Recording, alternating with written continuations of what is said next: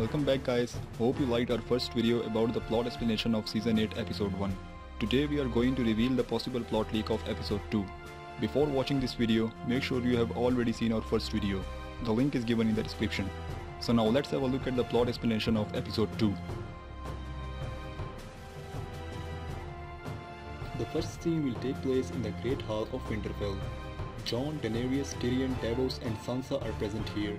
Gendry and Tormund tell the rest that the wall has fallen and the Night Watch destroyed. Tormund also mentions that the Night King rides an undead dragon. Bran Stark confirms Gendry and Tormund's story and tells that the Night King is on his way to Winterfell.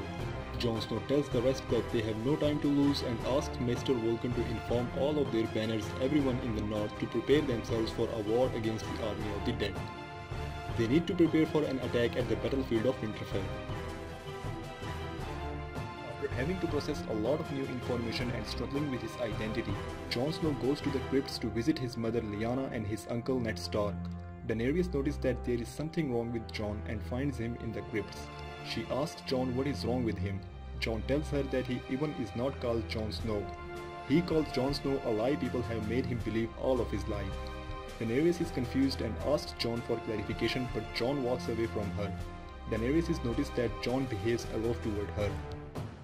Daenerys walks out of the crypts, which Jorah Mormont notices. He asks her what happened down them in the crypts, but Daenerys answers that she doesn't know what is up with Jon. She tells Jorah that Jon is hiding something from her. Jorah also tells Daenerys that it struck him that Daenerys has been so absent for days. She answers that she is not feeling very well lately. Jorah proposes to have her examined by Maester Vulcan. Qyburn enters Cersei's chambers. He mentions that she has not spoken about her miscarriage anymore and that she needs to take enough time to rest. Cersei answers that there is no time for that and does not want to say more about the miscarriage. Qyburn leaves her chambers. Cersei watches from her window, witnessing how the snow falls in King's Landing. The next shot is Jaime riding his horse in snowy conditions. He and Bronn arrive in Riverrun. Both discover that the Tullys are once again laying siege to Riverrun. Jaime enters the stage and meets up with Edmure. Edmure tells Jaime he should have him in chains, but Jaime responds that he does not come to argue about the damned castle. He proposes Edmure to help his niece and nephew in the Great War against the Night King. He also promises to give Edmure Riverrun back to the Tullys, since it does not matter any longer who is holding the castle at this point. Edmure tends to agree not for Jaime but for his family. Most of House Stark's bannermen and Daenerys' army have now arrived in Winterfell. Among them is Howland Reed. He arrived with his army and Meera Reed by his side. Arya receives a visitor in Winterfell. He seems to be an ordinary bannerman from House Carwyn, but he quickly removes his face. It seems to be Jaqen H'ghar. Arya is surprised to have Jaqen visiting her. Jaqen tells Arya the Many-Faced Goddess requires another death, a name to be crossed off her list. He reveals it to be the Queen of the Seven Kingdoms, Cersei Lannister. A price was paid. What better servant of the Many-Faced Gods than Arya Stark can kill Cersei Lannister? He gives a vial of poison to Arya and leaves her. Jon Snow seizes the moment to talk with Howland Reed alone. He asks Howland to confirm Bran's story, but Howland does not acknowledge this at all.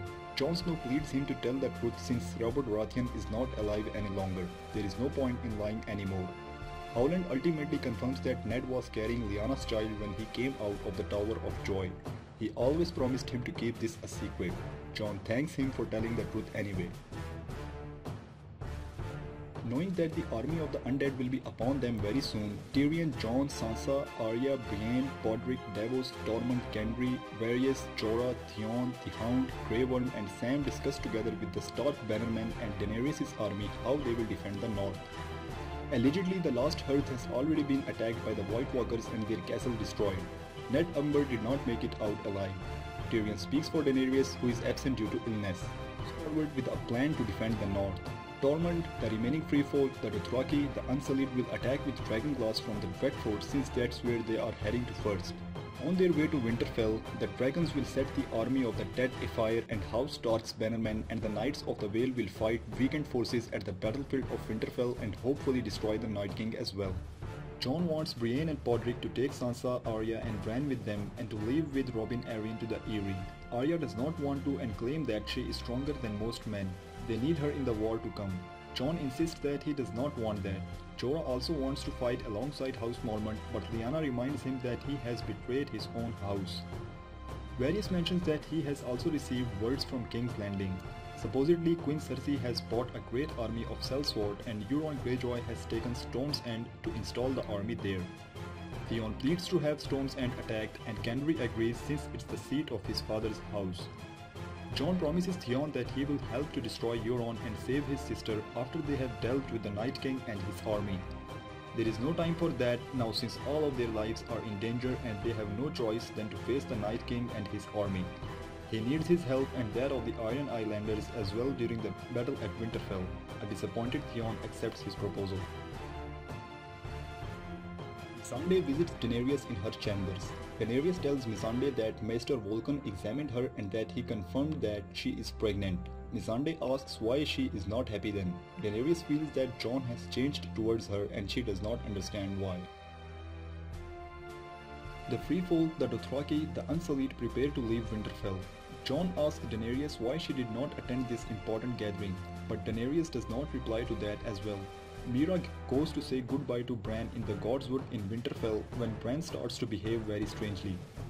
He pleads Meera to warn them since the Night King's army is here. Jon is going to say goodbye to Sansa when Meera runs to warn the others. A huge winter storm starts to come closer to Winterfell. Chaos erupts. The North and Daenerys' army gather outside to face the Night King's army. Jon orders Sansa, Arya and Daenerys to stay inside Winterfell. They are too valuable to lose and promises them that Winterfell will not fall. Varys, Tyrion, Robin, Samwell, Gilly, Lyanna and Missandei also remain inside Winterfell. Arya first does not want to, but obeys Jon's wish. Sansa asks Meera to get Bran inside ASAP. A huge flock of Whites invade the battlefield of Winterfell. Dothraki face the army of the dead first and many of them are taken out quite easily. Lots of White Walkers keep coming. Ghost fights with Jon and saves him at one point from a White Walker trying to kill him. Ghost is killed off trying to save Jon. Inside Winterfell, Daenerys is frustrated that she is not able to help and that she should fly dragon to destroy the undead. Missandei answers that it's not wise to join the fight while she is pregnant. Sam tries to console Gilly and Little Sam. The news surprises Sansa, Tyrion and Varys. Drogon comes in between and takes out a big chunk of the Night King's army but also kills some of the northern bannermen in the process. The White Walkers also enters the stage with the Night King flying undead Viserion above them. Viserion starts to destroy the Northern's army as well. Lord Glover and Howland Reed die and are killed by dragon fire. Tormund leads the Free Folk and fights but is killed by Drogon's fire. Drogon also manages to kill an undead giant. Meera wants Bran to leave the Godswood but he tells her he has to help Jon and go. Bran is trying to control Rhaegal with his mind. Meera warns Bran that it's too dangerous and that he should stay inside. Jon and Daenerys' army is diminishing greatly since the White Walkers keep coming. White Walkers try to invade Winterfell. Grey Worm faces two White Walkers and is able to take out one of them with his spear made from dragon glass. The other White Walkers kills him. The White Walkers supposedly try to invade Winterfell to take down Bran. Brienne guards the castle together with Podrick, Jorah and Gendry. White Walkers start to invade there as well. Podrick is killed off by a group of Whites, which makes Brienne go psycho and takes out one of the White Walkers as well with Oathkeeper. Meera is urging Bran to give up and get inside but Bran does not want to. He wants Meera to leave instead and get safe inside the castle. Meera answers that she will stay together with him until the end. Jaime Lannister and the Tully forces come to the North's aid right in time. Bran is managing to walk inside Rhaegal and the dragon starts to fire undead Viserion, trying to bite him right in the neck but gets gravely injured during the fight as well. Rhaegal starts to breathe fire on Viserion, which seems to make the Night King start leaving the battlefield on injured Viserion's back. Meera realizes that this is the end for them. White Walkers are coming for Bran and she gets killed off by the White Walkers while defending Bran's body.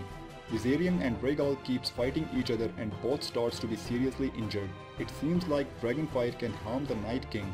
The White Walkers stab Bran to death, which makes Rhaegal fall to the ground and to be stabbed to death by Whites. The Night King's army of undead is starting to diminish. We see Jaime commanding his men and fighting the remaining undead alongside Bronn.